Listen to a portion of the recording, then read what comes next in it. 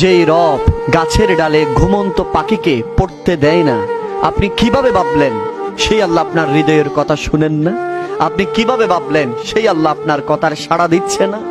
আমার আল্লাহ এমন ভাবে আপনাকে দিবেন, আপনি যা চেয়েছেন তার চেয়ে বেশি দিবেন। সেজন্য আল্লাহর উপর ভরসা রাখুন, তাওয়াক্কুল করুন আমার মালিকের প্রতি। আমার আল্লাহ আপনার সব সমস্যার সমাধান করে দিবেন। যেই রব গাছের ডালে ঘুমন্ত পাখিকে পড়তে দেয় না, আপনি কিভাবে ভাবলেন সেই আল্লাহ আপনার হৃদয়ের কথা শুনেন না?